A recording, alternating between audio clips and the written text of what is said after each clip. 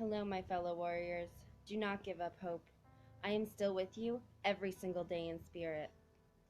I've been debating whether or not to memorize this speech, then realized it was easier said than done.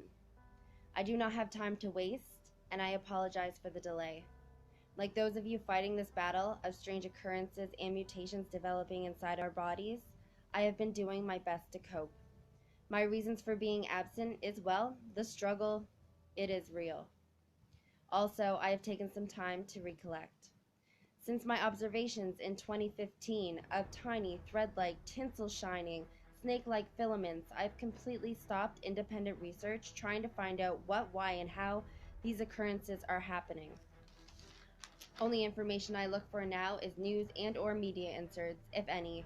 For instance, Joni Mitchell's new book, published October 10, 2017, by David Yaffe, which, from what I have read in the media, goes on to address some of what she has been experiencing in her own battle, considering all affected feel the same excruciating sensations, just with different experiences. As for David Yaffe's book on Joni Mitchell, I still have yet to read it.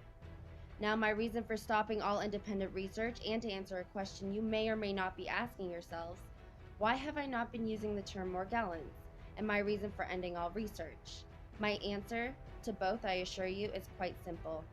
Morgellons nor fiber disease are registered terms, and because they are not registered, medical professionals do not have the rights to not investigate symptoms and ignore them. Medical professionals do not have the rights, without thorough investigations of symptoms, to tell a patient that the symptoms they are describing is delusional parasitosis, when the CDC only did 3 tests and ruled out that these fibers are from clothing.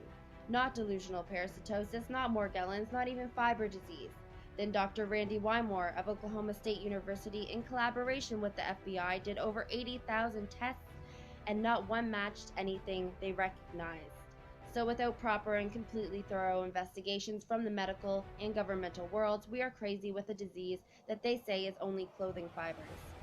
The test done by the CDC from patients experiencing symptoms of fibers obviously had some sort of reaction to these so-called cotton threads, or clothing fibers.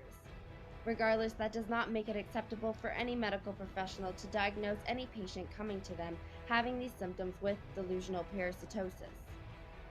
According to medical and CDC testing, that already exists in the mind, and this is something else entirely. Hence why we are getting nowhere within the medical and governmental system. Before I knew anything about the term Morgellons or fibers, before I did any research at all, myself and roommate at that time saw very clearly these colorful thread-like moving filaments coming from within my pores, attached and affecting the hairs and hair roots on my scalp, eventually spreading to all hair on my body within that year. Since ending my own research and relating my symptoms to a term that does not exist, I am still feeling, seeing, and removing these disturbances from my body. Also, since ending all research and use of false terminology, I am still seeing these filaments. Others who have never heard of this, people concerned about my well-being, who are interested in knowing about or trying to understand what is happening, have seen this with their own eyes. This strange new existence of tiny animated threads. It is not in our minds. It is real. We are tired, we are exhausted, and we have had enough of being ignored. I am back, and I am ready for war.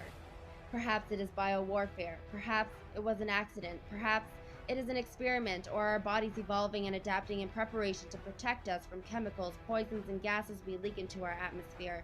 Whatever the reason or reasons, there is nothing being said or done to investigate, explain, or describe what is going on. Stand with me and join me in this fight. Together we can and we will win. Stay strong, my dear warriors, for you are very important, no matter how small you may feel. We all need each other to win this battle. We can change the world. I love you all so much. Love and light to you all. Namaste. I am with you always. Never give up.